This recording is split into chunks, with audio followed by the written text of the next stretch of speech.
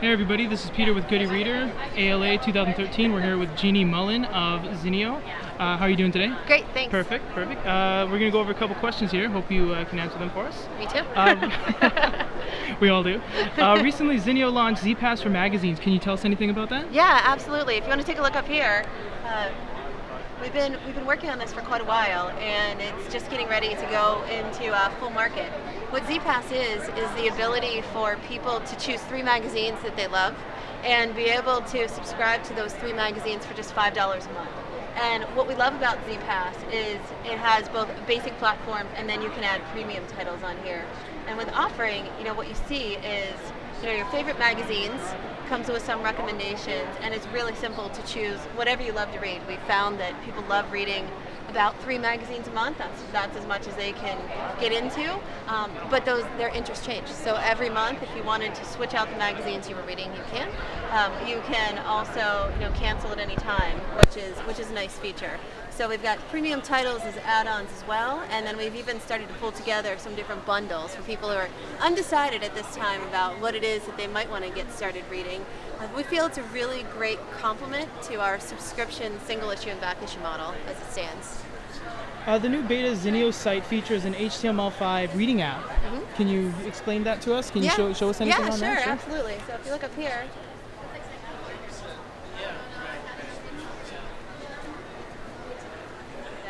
Zinio's been around since 2000, and we started with an online reader that was more flash-based, and certainly with the move to mobile, we found that a lot of people love to access Zinio both from their app as well as just going to the site. So we really felt we needed to upgrade into an HTML5 experience, especially for the fidelity of the magazine. So what we do is we've got great participation from all of our publishers to be able to go into the issues and actually find things that are of interest.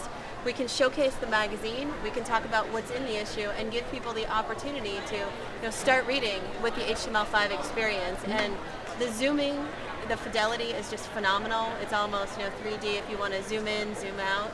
We've got the ability to sign on with Facebook, single sign-on, social sharing, supports the HTML5 reader. And we've got big plans to expand this into all of our magazines and really take people to the next level. What we love about it is you get a chance to explore the magazine and read an article, then you've got the ability to share it with your friends or purchase a subscription or even buy an issue. And this hasn't launched yet, or it is it's live? Live on the site right now. Live on the site? For about 4,000 different articles. Okay. We have 5,500 magazines. So it's slowly being launched into market. We hope to be fully in market in the next few months. In the next few months, okay. And BlackBerry 10, with the up-and-coming release of that cell phone, is that going to be something you guys going to? We've got an app for the Playbook right now, yeah. And BlackBerry 10 is something that we're looking at. But okay. Zinio caters to the library system, as you were mentioning. How exactly do you guys do that? So we launched with Recorded Books as our partner for libraries in September of 2012. And it's been phenomenal. We really felt that there was an opportunity in the market to reach out to people who were interested in reading magazines digitally, and the best way to do that was to do that through libraries and a lot of library patrons. So Brad here at Recorded Books has been instrumental in helping us get into that library market. Yeah. And we really were looking for a service for magazines that was fair to everybody in the library community, so it's equitable, that libraries that are like really small or the really huge, rural, suburban, urban, all have access to get to the same content and not have to worry about the economies of it from the patron standpoint. Because of the economy around the world, it's been a big challenge. One of the biggest things of the magazine publishing drop, we want to support the publishers, because we are a publisher, and we have the ability to work with libraries around the world to offer a service and a way to make it protected for the publisher, as well as offer incredible value to the library and then certainly the patrons as they get to check the magazines out. Where do libraries go to sign up for the service? So libraries either contact Zinio or Recorded Books directly, and we have worked really closely together to get somebody from Recorded Books in touch with them if it's a library that Recorded Books is working with, and if not, I think you've built some new relationships with libraries off of this service. Yeah, this has really been tremendous for us because we've been in the publishing community for over 30 years and in the libraries around the world for as long.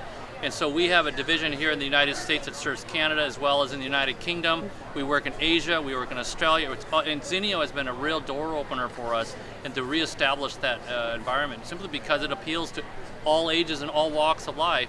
and gives people the chance to test magazines out that they really maybe never would check out, or they used to and they can't afford any. And I think you were saying earlier, and it's been great here at the conference, that a lot of the librarians have been familiar with Zinio as a service before it came into their library. So when somebody comes to the library and says, have you heard of Zinio? They're pulling up their apps and saying, have I heard about it? I have it right here on my iPad.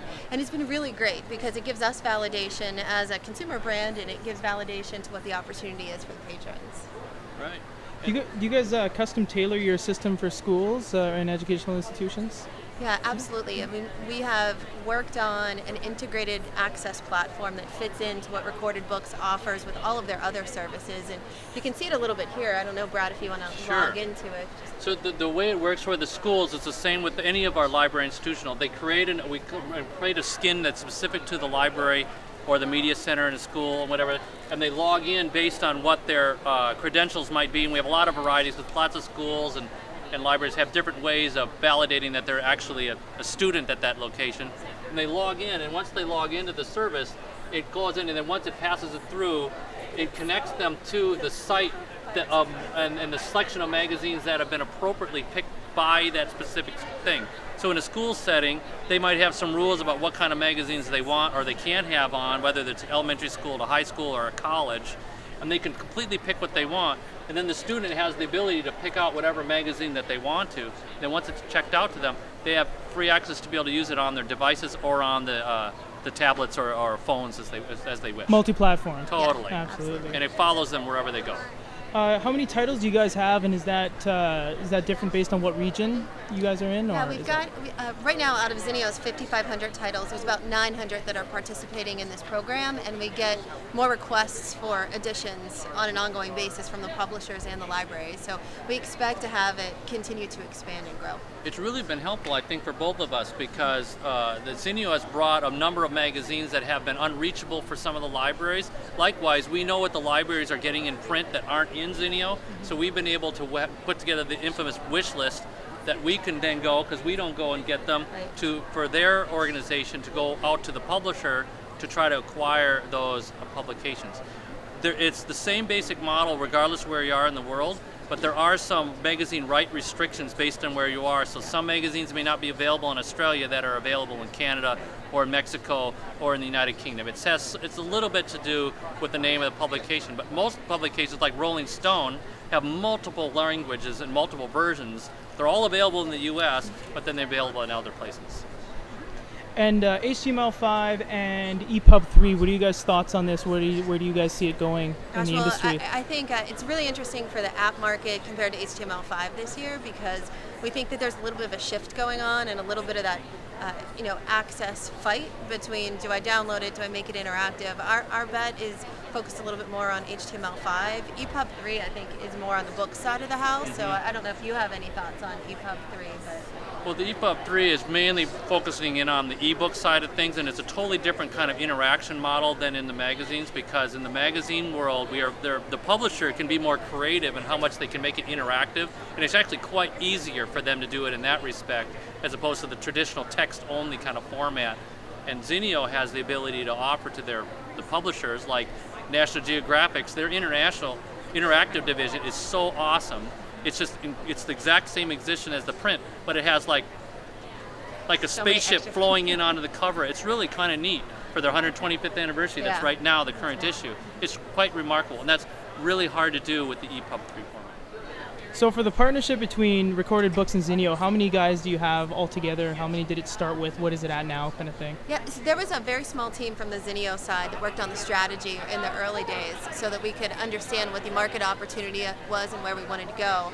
From Recorded Books side, I think it's really grown. We initially started this out with our U.S. operation, which we have our field that works with libraries around the United States and in Canada, but it's really grown very fast and really has helped our UK division. And then we've got sales agents in all the different countries around the world, and a really large growth in Australia for sure. It's been really, really tremendous for them. And it's helped the libraries see a wider range of media things and solve some usage problems of holds and things that be available. It's really been tremendous, and it's been a great economic growth and employment for those other places, and it really helps solidify what we're doing here in North America. that should be it, guys. Thanks a lot for you guys' time. Thank you. This Thank you. is Peter, Goody Reader, ALA 2013.